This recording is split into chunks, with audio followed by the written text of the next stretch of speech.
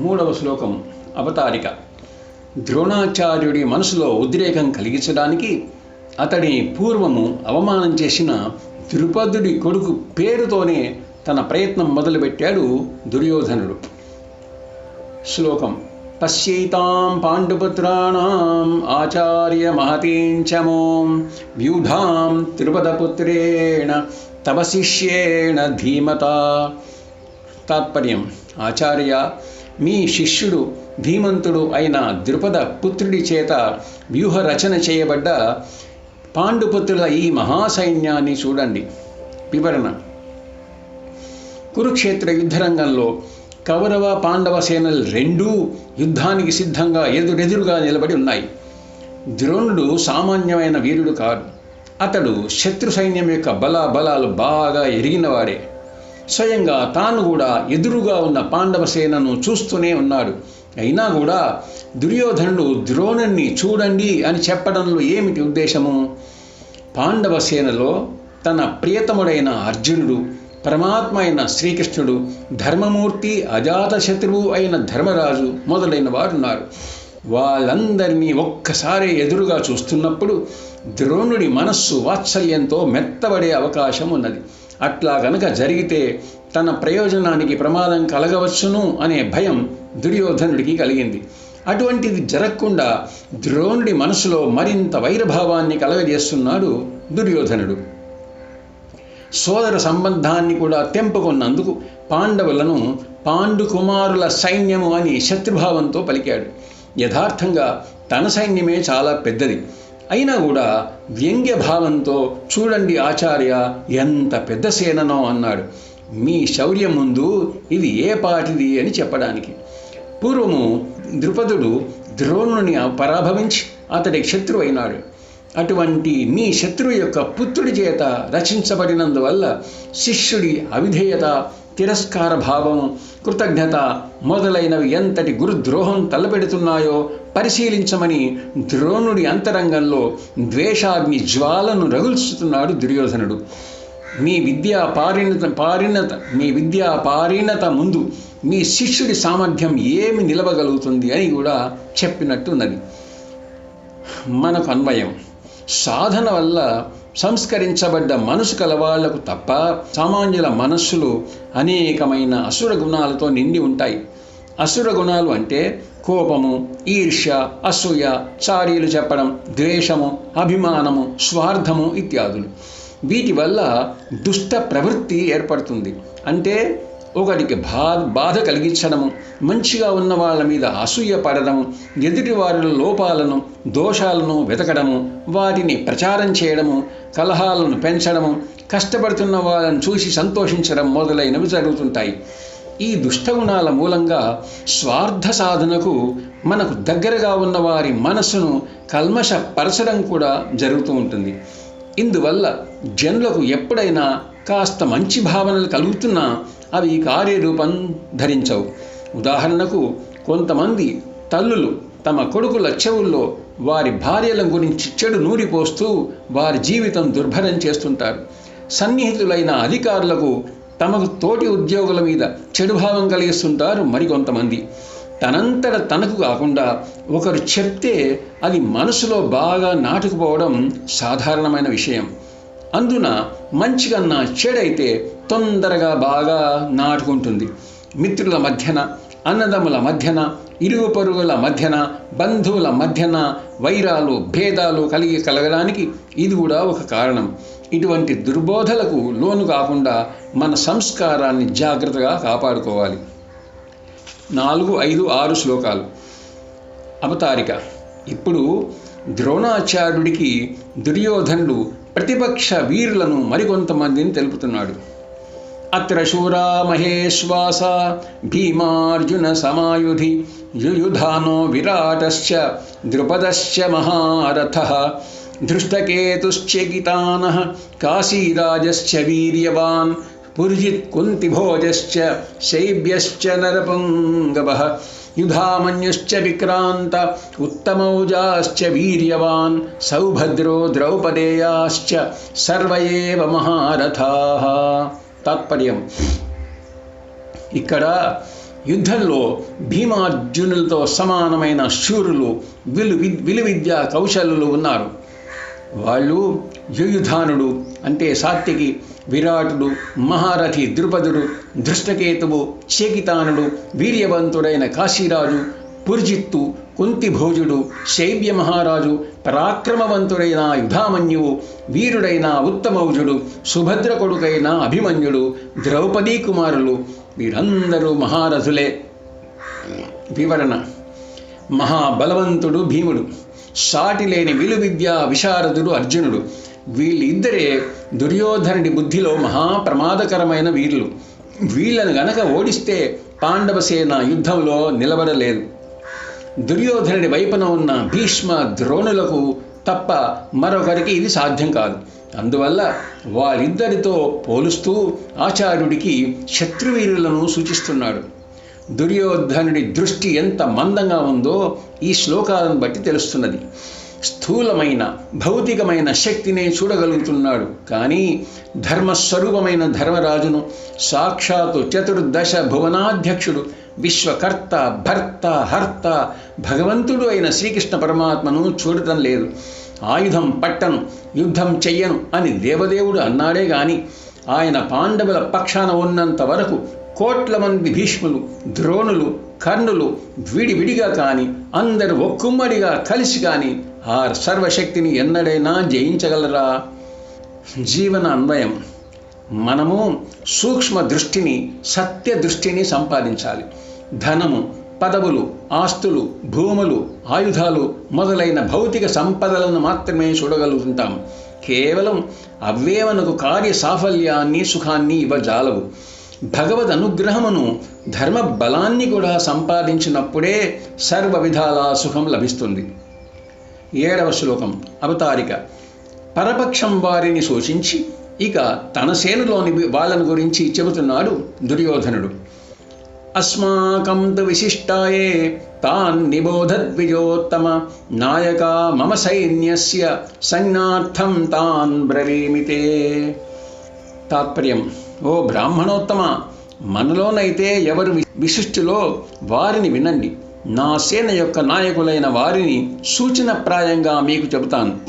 వివరణ: పాండవ సేనా నాయకులకు ధీటైన వాళ్ళని, తన సేనలో ఉన్న విశిష్టులైన శక్తిశాలురైన నాయకులను గురువైన ద్రోణుడికి తెలుపుతాను అంటున్నాడు దుర్యోధనుడు. తన వైపున ఉన్నవారు ఎవరో ద్రోణుడికి తెలియదా?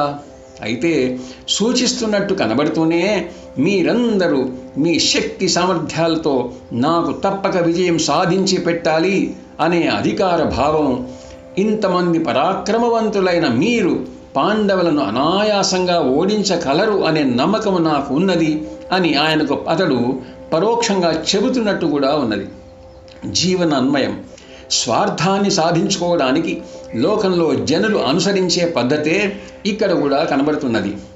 పెద్దలు, జ్ఞానులు, ఉత్తములు, సమర్థులు అయిన వారు ఒకరి సూచనతో అవసరం లేకుండానే వారి కర్తవ్యం వారు నిర్వహిస్తుంటారు. అడగకుండానే వారికి సూచనలు, సలహాలు మొదలైనవి చిన్నవారు ఇవ్వడం మూర్ఖత్వము, దుడుకుతనమే అవుతుంది. దీనివల్ల సలహాలిచ్చిన వారికే నష్టం కలుగుతుంది. చాలామంది యజమానులు తమకు తెలియకపోయినా అనుభవస్తులు తమ పనిని చేసి పెడుతుంటే వాళ్ళు అసందర్భంగా పనిలో జోక్యం చేసుకుంటూ ఇట్లా చేయండి, ఇట్లా చేయాలి కదా, ఇదెప్పుడు చేస్తారు, అదెప్పుడు చేస్తారు, తొందరగా చేయండి అని అనేక విధాలుగా చేసేవారిని చికాకు పరుస్తుంటారు. ఇల్లు కట్టే పని, వంట పని, పౌరోహిత్యము మొదలైనవి చేస్తున్నప్పుడు యజమాని వైపు మనుష్యుల్లో ఇటువంటి ప్రవృత్తి, తీరు మనకు అనిపిస్తుంటుంది. దీనివల్ల పనిచేసే వారికి అంతరాయము, చికాకులు కలుగుతాయే తప్ప ఏమీ లాభం ఉండదు. 8, 9 శ్లోకాలు అవతారిక. ఇప్పుడు తన సేనలోని మహావీరుల పేర్లను, ఇతర వీరుల గురించి తెలుపుతున్నాడు దుర్యోధనుడు. భవాన్ భీష్మశ్చ కర్ణశ్చ కృపశ్చ సమితింజయః అశ్వత్థామా వికర్ణశ్చ సౌమదత్తిస్తథైవ చ అన్యే చ బహవః శూరా మదర్థే త్యక్తజీవితాః నానాశస్త్రప్రహరణా సర్వే యుద్ధ విశారదాః. తాత్పర్యం: మీరు భీష్ముడును, కర్ణుడును, యుద్ధంలో జయించడి కృపుడును, అశ్వత్థామ, వికర్ణుడు, అటువంటి వాడే అయిన భూరిశ్రవుడును, ఇంకా చాలామంది ఇతరులు కూడా ఉన్నారు. వీళ్ళందరూ శూరులు, అనేక శస్త్ర ప్రహారాలు చేసేవారు, నా కోసం జీవితాలను త్యాగం చేయదలిచిన వారు, అందరూ యుద్ధం చేయడంలో ఆరితేరిన వారే. వివరణ: అజేయుడు సర్వసైన్యాధిపతి అయిన భీష్ముడి పేరు మొదలు చెప్పకుండా భవాన్ అని ద్రోణుడి పేరు మొదలు చెప్పి తనకు తానే తప్పు చేసి దోషం సంపాదించుకున్నాడు దుర్యోధనుడు. ఇది కూడా ఒక కుయుక్తి మాదిరి కనిపిస్తున్నది. జీవన అన్వయం: సభలలో, సమావేశాలలో కానీ, నలుగురితో కలిసిన కార్యక్రమాల్లో కానీ వ్యక్తుల అధికారాన్ని అనుసరించి వారికి స్థానాన్ని ఇచ్చి గౌరవించడం శిష్టాచారము, సంప్రదాయము. దీనిని పాటించని వారికి దోషము కలుగుతుంది అని శాస్త్రం చెబుతున్నది. అధికారులకు అవమానం జరిగితే ఇబ్బందులు వస్తాయని చెప్పక్కర్లేదు కదా. అవతారిక: రెండు పక్షాల్లోని వీరులను చెప్పి ఇప్పుడు సైన్యాల పరిమాణము గురించి ద్రోణుడికి సూచిస్తున్నాడు దుర్యోధనుడు. అపర్యాప్తం తదస్మాకం బలం భీష్మాభిరక్షితం పర్యాప్తం తు విదమే తేషాం బలం భీమాభిరక్షితం. తాత్పర్యం: భీష్ముడి చేత రక్షించబడుతున్న మన బలము అపారంగా ఉన్నది, భీముడి చేత రక్షించబడుతున్న సేననేమో పరిమితంగా ఉన్నది. వివరణ: దుర్యోధనుడి ఆలోచన అంతా భౌతికమైనటువంటి, స్థూలమైనటువంటి బలానికే పరిమితమైపోయింది. తన వద్ద ఎక్కువ సంఖ్యలో సేన ఉన్నది కాబట్టి తనకు జయం తప్పక కలుగుతుంది అని అనుకుంటున్నాడు. ఇది అల్పజ్ఞులు భావించే తీరు. జీవన అన్వయం: చాలా సంఖ్యలో గ్రంథాలు సంపాదించి పెట్టుకుంటే చాలా జ్ఞానం కలుగుతుందా? పరీక్షల్లో చాలా సంఖ్యలో కాగితాలు రాసినంత మాత్రాన అధికంగా మార్కులు వచ్చి పరీక్షల్లో సఫలమవుతారా? ఎన్నటికీ కాదు. పురాణాలు, చరిత్రలను పరిశీలిస్తే కూడా యథార్థం తెలుస్తుంది. రావణాసురుడి శక్తి సైన్యం బలం ముందు వానరసేన బలం ఎంత? శుంభ, నిశుంభల, మహిషాసురుడి సేనలు ఎంత శక్తిమంతంగా ఉన్నా అమ్మవారిని గెలవగలిగాయా? ఔరంగజేబు సైన్యం శివాజీ మహారాజును సాధించగలిగాయా? రవి అస్తమించని బ్రిటిష్ సామ్రాజ్య పాలకులు నిరాయుధులైన గాంధీజీ మొదలైన నాయకులను గెలవగలిగారా?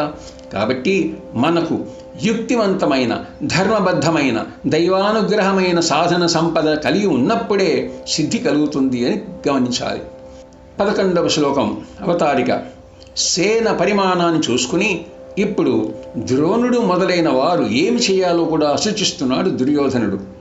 అయనేషు చ సర్వేషు యథాభాగమవస్థితాః భీష్మమేవాభిరక్షन्तు భవంతః సర్వ ఏవ హి. తాత్పర్యం: సైన్య వ్యూహాలన్నింటిలో నిర్ణయించబడిన స్థానాల్లో మీరందరూ నిలబడిన వారై భీష్ముని మాత్రము రక్షిస్తూ ఉండవలసినది సుమా. వివరణ: ఇంతవరకు సేనకు సంబంధించిన వివరాలను చెప్పి ద్రోణాదులు ప్రస్తుతం ఏమి చేయాలో నిర్దేశిస్తున్నాడు దుర్యోధనుడు. నిజానికి సర్వసైన్యాధ్యక్షుడైన భీష్ముడు ప్రధాన నాయకులకు వారి వారి కర్తవ్యాలను నిర్ణయించాల్సిన వాడు. దుర్యోధనుడు యువరాజే గాని ఇంకా రాజు కాలేదు. కానీ తాను తొందరపాటుతో నాయకుల విధులను సూచిస్తున్నాడు. భీష్ముడు యుద్ధం చేస్తున్నంత కాలం కౌరవసేన సురక్షితంగా ఉంటుంది. అందువల్ల అతనికి ఎటువంటి ప్రమాదము ఎటువైపు నుంచి కూడా కలగకుండా, ఏమరుపాటు లేకుండా రక్షణను ఇవ్వవలసినది అని ద్రోణాదులకు దుర్యోధనుడు చెబుతున్నాడు. భీష్మమేవ అంటే భీష్ముడిని మాత్రము అని అర్థము. మీరు యుద్ధం చేస్తున్నా కానీ భీష్ముడి మీద మాత్రం ఎటువంటి దాడి కానీ ప్రమాదం కానీ జరగకుండా చూడవలసినది అని ఈ విధంగా ద్రోణాదుల మీద భీష్ముడి రక్షణ బాధ్యతను అదనంగా పెడుతున్నాడు దుర్యోధనుడు. సర్వ ఏవ అని మరొక ఏవకారం కూడా పలుకుతున్నాడు. మీరందరూ మాత్రం అని అర్థం తీసుకుంటే ప్రతి వారికి విడివిడిగాను కలిసి కూడా భీష్ముడి రక్షణ విషయం ముఖ్యంగా వహించవలసినది అని కూడా చెబుతున్నట్టున్నది. వీటి వలన భీష్ముడు కౌరవ సేన విజయానికి ఎంత అవసరమో అన్న దుర్యోధనుడి భావం స్పష్టమవుతున్నది. అధర్మం వల్ల సులభంగా దక్కించుకున్న సామ్రాజ్యాన్ని కాపాడుకోవడానికి ఇంత కష్టపడుతున్నాడు దుర్యోధనుడు. జీవన అన్వయం: జీవితంలో కోరిన ఫలము సాధించడానికి ఉన్నదాన్ని రక్షించుకోవడానికి సర్వ విధాలా అందరూ తీవ్రంగా ఆలోచిస్తారు, ప్రయత్నిస్తారు కూడా. అయితే లక్ష్య ప్రాప్తికి అవసరమైన ధర్మ మార్గాన్ని, సత్య మార్గాన్ని కనుక్కోవడానికి, ఆచరించడానికి అంతగా తీవ్ర ప్రయత్నం చేయరు. చాలా మటుకు అసత్య మార్గాన్నే, కష్టపడకుండా ఉండే మార్గాన్నే ఎంచుకుంటారు. ధర్మ మార్గంలో ఉన్న శ్రమ అధర్మ మార్గ ఆచరణలో గల శ్రమ కన్నా అనేక రెట్లు తక్కువ. ధర్మ మార్గము సుఖాన్ని చేరుస్తుంది, అధర్మ మార్గానికి గమ్యము దుఃఖము. జీవితంలో ఇది బాగా గ్రహించాలి. 12వ శ్లోకం అవతారిక. ఇంతవరకు సంజయుడు ధృతరాష్ట్రుడికి ఆయన కొడుకు యుద్ధరంగంలో ఏమి చేస్తున్నది వివరించాడు. తర్వాత అక్కడ జరిగిన విశేషాన్ని గురించి చెబుతున్నాడు. ఇప్పుడు తస్య సంజనయన్ హర్షం కురు వృద్ధ పితామహ సింహనాదం నినద్యోచ్చై శంఖం దధ్మౌ ప్రతాపవాన్. అతనికి సంతోషాన్ని కలుగజేస్తూ ప్రతాపవంతుడైన కురువృద్ధుడైన పితామహుడు బిగ్గరగా సింహగర్జనను చేసి శంఖాన్ని పూరించాడు. వివరణ: భీష్ముడు ప్రతాపవంతుడు, అన్ని అస్త్ర శస్త్ర విద్యలలో ఆరితేరినవాడు, శాస్త్రాలన్నింటినీ బాగా బుద్ధిలో పెట్టుకున్నవాడు. తండ్రి సుఖం కోసం తన జీవితాన్ని త్యాగం చేసి ఆజన్మ బ్రహ్మచారిగానే ఉన్నవాడు. క్షత్రియుడు ఒక్క భార్యను కలిగి ఉండడమే చాలా అరుదు. అటువంటిది వివాహమే చేసుకోకుండా ఉండడంలో భీష్ముడి ఆంతరంగిక నిగ్రహ బలము ఎంత గొప్పదో విశదమవుతున్నది. బాహ్య పరాక్రమంలో గురువైన పరశురాముడు సైతం అతనిని ఓడించలేకపోయినాడు. అందువల్ల దుర్జయుడైన భీష్ముడు కురు సామ్రాజ్యానికి వెన్నుదండం వంటివాడు. ధర్మాచరణ కోసం సామ్రాజ్య రక్షణను తన స్వధర్మంగా పెట్టుకున్నవాడు. అంతటి మహావీరుడు మహా ఉత్తేజంతో పూర్తి శక్తితో పెద్ద సింహనాదము చేసి శంఖాన్ని పూరించేటప్పటికీ కౌరవసేన అంతా యుద్ధం ప్రారంభించడానికి సిద్ధమైంది. దుర్యోధనుడికి కూడా ఆ శబ్ద సంకేతం చాలా సంతోషాన్ని కలిగించింది. ఎందుకంటే భీష్ముడు ఆయుధం పట్టాడు అని అంటే నిజానికి ఎంత పెద్ద యుద్ధమైనా సరే విజయం లభించి తీరుతుంది. అది దుర్యోధనుడి నమ్మకం. జీవన అన్వయం. ఈనాడు జీవితం అనేది పెద్ద సమరంగానే కనబడుతున్నది. కావలసిన నేర్పును మనం సంపాదిస్తే గాని దీన్ని గెలవలేము. కష్టాలను ఓర్చుకోవడంలోనూ, నిర్ణయాలను చేయడంలోనూ, నిజంగా మనకు సుఖాన్ని ఇచ్చే మార్గాన్ని కనుక్కోవడము, ఆ మార్గంలో నడవడంలోనూ ఖచ్చితమైన జ్ఞానం ఉంటేనే జీవితం సఫలమవుతుంది. ఇటువంటి జ్ఞానాన్ని సంపాదించుకోవడం కోసం తీవ్రమైన ప్రయత్నం చేయాలి. మనం నేర్చుకునే లౌకిక విద్యలు ధనాన్ని ఇప్పిస్తున్నాయి కానీ సమస్యలను పరిష్కరించడం లేదు. రామాయణ, భారత, భాగవతాదులు మన పెద్దలు మనకు అందించారు. ఎందుకోసం? తమ భావి తరాల వాళ్ళు సుఖంగా జీవనం చెయ్యాలి అని ఎన్నో రహస్యాలను, పరిష్కారాలను సులభంగా బోధపడాలి అని కథారూపేణ వివరించారు. అందువల్ల వాటిని ప్రతిరోజు చదవడం లేక వినడము, విన్నదాన్ని అభ్యాసం చేయడం కోసం కూడా కొద్ది సమయాన్ని కేటాయిస్తే దానివల్ల జీవిత సమరాన్ని గెలిచేటంత ధైర్యము, శక్తి, సామర్థ్యాలు మనకు తప్పక లభిస్తాయి. 13వ శ్లోకం అవతారిక.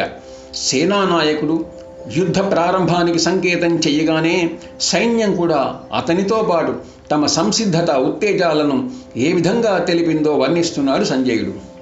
తతః శంఖాశ్చ భేర్యశ్చ పణవానక గోముఖాః సహసైవాభ్యహన్యంత సశబ్దస్తుములో అభవత్. తాత్పర్యం: తర్వాత శంఖాలు, భేరీలు, ఢమరుకలు, డోళ్లు, గోముఖవాద్యాలు ఒక్కసారిగా మోగించబడ్డాయి. వాటి నుండి పుట్టిన ధ్వని భయంకరంగా ఉంది. వివరణ: నాయకుడైన భీష్ముడు యుద్ధ ప్రారంభానికి సిద్ధంగా ఉన్నట్టు తాను శంఖారావాన్ని చేయగానే ఆయనతో పాటు సైన్యం కూడా వెంటనే భయంకరమైన శబ్దాన్ని చేసింది. అనేక వేల ఢమరుకలు, డోళ్లు, గోముఖాలు అనబడే వాయిద్యాలు ఒక్కసారిగా మోగించారు. ఆకాశంలో బిగ్గరగా ఉరుములు, పిడుగుల శబ్దాలు వినిపిస్తుంటే అందరికీ ఒక రకమైన భయం కలుగుతుంటుంది.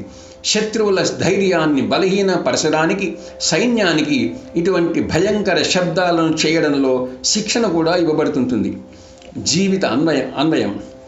నిత్య జీవితంలో కూడా వ్యవహారాల్లో కొంతమంది చాలా బిగ్గరగా మాట్లాడతారు, వాదిస్తూ ఉంటారు. సహజంగా ఇది ఎదుటి వాళ్ళను కొంత భయపెడుతుంది, మెత్తపరుస్తుంది. అయితే పెద్దగా అరిచినంత మాత్రాన అదే సరైనది అని అనిపించుకోదు. 14వ శ్లోకం అవతారిక. ఇంతవరకు కౌరవ పక్షంలో పరిస్థితిని గూర్చి సంజయుడు ధృతరాష్ట్రుడికి తెలిపాడు. రాజుకు కావలసింది కూడా మొదలు తన వాళ్ళు ఎట్లా ఉన్నారు అనే విషయమే. ఇక్కడి నుంచి పాండవ పక్ష పరిస్థితిని వివరించడం మొదలు పెడుతున్నాడు సంజయుడు. తతః శ్వేతైర్హయైర్యుక్తే మహతి స్యందనే స్థితౌ మాధవః పాండవశ్చైవ దివ్యౌ శంఖౌ ప్రదధ్మతుః. తాత్పర్యం: తర్వాత తెల్లని గుర్రాలు పూంచిన గొప్ప రథంలో ఉన్నవారైన మాధవుడు, అర్జునుడు కూడా అదే సమయంలో దివ్యమైన శంఖాలను పూరించారు. వివరణ: భీష్ముడు శంఖం పూరించిన తర్వాత శ్రీకృష్ణార్జునులు కూడా వారి శంఖాలను పూరించారు. యుద్ధము తమంత తాము కోరుకోలేదు అని, అయితే యుద్ధం చేయడానికి వెనకాడము అనే పాండవుల భావన దీనివల్ల స్పష్టమవుతున్నది. అందుకే భీష్ముడి శంఖధ్వని తర్వాతే తాము శంఖాలను పూరించారు. తెల్లని అశ్వాలు నిర్మలత్వానికి, ధర్మ మార్గ ఆచరణకు, దైవీ స్వభావానికి చిహ్నాలు. ఉత్తమమైన రథాన్ని అధిరోహించిన కృష్ణార్జునులు దివ్యమైన శంఖాలు అనే ఇటువంటి వర్ణన సంజయుడికి అప్రయత్నంగా నోటి వెంట వచ్చింది. దుష్ట స్వభావం లేని వారికి పరమాత్మను తలుచుకోగానే అప్రయత్నంగా ఉన్నతమైన భావాలు, దైవీ ప్రకాశము, ఆనందదాయకమైన వస్తు దర్శనము మొదలైనవి కలుగుతాయి. హృదయము ఆనందంతో నిండిపోతుంది.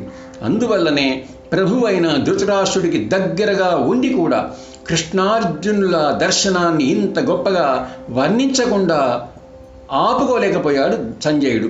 కౌరవ సేనను వర్ణిస్తున్నప్పుడు పరాక్రమ సంబంధమైన భావన మాత్రం కలిగింది. పాండవుల వైపున వర్ణిస్తున్నప్పుడు దైవీ భావన కలిగింది సంజయుడికి. జీవిత అన్వయం: ఉన్నతమైన ఆచరణ, పరోపకారము, నిస్వార్థ సేవ, ధర్మాచరణ మొదలైనవి కలిగిన దివ్య పురుషుల దర్శనము, వాళ్ళు ఉపయోగించిన వస్తువులు, వారి మాటలు సామాన్యులకందరికీ సహజంగా ఆనందాన్ని కలుగజేస్తాయి. షిరిడీలో శ్రీ సాయిబాబా ఉపయోగించిన అనేక వస్తువులను శ్రీ రామకృష్ణ పరమహంస, వివేకానంద, మహాత్మా గాంధీ, పాండురంగ భక్తులు, జనాబాయి, సక్కుబాయి, శ్రీ రమణ మహర్షి మొదలైన దివ్య పురుషులు ఉపయోగించిన వస్తువులను దర్శించి మొక్కి ఆనందపడుతుంటాము మనమందరం. మనకు అవి ఒక ఉత్తేజాన్ని, భక్తిభావాన్ని కలిగిస్తాయి. 15, 16, 17, 18వ శ్లోకాలు. పాంచజన్యం హృషీకేశో దేవదత్తం ధనంజయః పౌండ్రం దధ్మౌ మహాశంఖం భీమకర్మా వృకోదరః అనంత విజయం రాజా కుంతీపుత్రో యుధిష్ఠిరః నకులః సహదేవశ్చ సుఘోషమణిపుష్పకౌ కాశ్యశ్చ పరమేశ్వాస శిఖండీ చ మహారథః ధృష్టద్యుమ్నో విరాటశ్చ సాత్యకిశ్చ అపరాజితః ద్రుపదో ద్రౌపదేయాశ్చ సర్వశః పృథివీపతే సౌభద్రశ్చ మహాబాహు శంఖాన్ దధ్ముః పృథక్ పృథక్.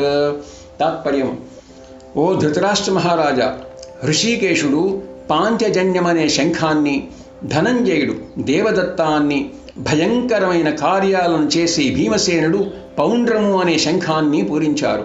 కుంతీపుత్రుడు రాజు అయిన యుధిష్ఠిరుడు అనంత విజయము అనే శంఖాన్ని, నకుల సహదేవులు సుఘోష మణిపుష్పకాలు అనే శంఖాలను పూరించారు. విలువిద్యా నిపుణుడైన కాశీరాజు, మహారథుడైన శిఖండి, ధృష్టద్యుమ్నుడు, ద్రౌపది పుత్రులు, మహావీరుడైన అభిమన్యుడు అన్ని వైపులా వేరువేరుగా తమ తమ శంఖాలను పూరించారు. వివరణ: ఈ 4 శ్లోకాలలో సంజయుడికి కలిగిన ఆనందము చాలా ప్రకటమవుతున్నది. శ్రీకృష్ణుడు పాండవ పక్షంలో నిలిచాడు, ధర్మం అటువైపున ఉండడం వల్ల. శ్రీకృష్ణుడి పాంచజన్య శంఖ ఘోష ప్రతాపము జగద్విదితం, అంటే జగత్తుకంతా తెలుసని. అప్పటికే ఆయన నరకాసుర, బాణ, శిశుపాల, సాల్వాది భీకర పరాక్రమవంతులను నిర్జించాడు. ప్రహ్లాద వంశజుడు అని బాణాసురుడిని మాత్రం ప్రాణాలతో వదిలిపెట్టాడు. విలువిద్యలో అప్రతిహతమైన నైపుణ్యం గల అర్జునుణ్ణి, లోక కంటకులైన హిడింబ, బకాసుర, జరాసంధాది బలశాలను యమపురికి పంపిన భీముణ్ణి, అజాతశత్రువు, ధర్మపాలనకు సర్వస్వం అర్పించిన ధర్మరాజును, ఇటువంటి అత్యుత్తమ స్వభావం కలవారైన శ్రీకృష్ణ ఆశ్రితులను గురించి తన ప్రభువైన ధృతరాష్ట్రుడికి వర్ణిస్తుంటే సంజయుడు ఉప్పొంగి పరవశించిన తన మనస్సును అదుపు చేసుకోలేకపోయినాడు. కౌరవుల పక్షంలో వారిని గురించి చెప్పినప్పుడేమో భీష్ముడు శంఖాన్ని పూరించగానే వెంటనే అందరూ శంఖాలను, ఇతర వాద్యాలను మోగించారు అని అరశ్లోకంలో పూర్తి చేశాడు. జీవన అన్వయం: నిస్వార్థంగా ఆపదలలో ఆదుకున్నవారు, గృహకార్యాలలో హృదయపూర్వకంగా సహాయం చేసిన వారు, ఇబ్బందుల్లో ఆర్థికంగా సహాయపడిన వారు, మనస్ఫూర్తిగా విద్య నేర్పిన గురువులు, కార్యాలయాల్లో నిష్కపటంగా పనిచేసేవారు మొదలైన వాళ్ళను గురించి చెప్పేటప్పుడు సజ్జనులకు కలిగే సంతోషానికి అవధులు ఉండవు. ఆనందోద్రేకం కట్టలు తెంచుకుని ప్రవహిస్తుంది. నిస్వార్థము, పరోపకారము, ధర్మాచరణ ఇత్యాదులు అంతఃకరణాన్ని నిర్మలం చేసి భగవత్కృపను కలిగించి ఆత్మప్రాప్తి వైపుకు జీవిని తీసుకెళ్తాయి. ఓం తత్సత్.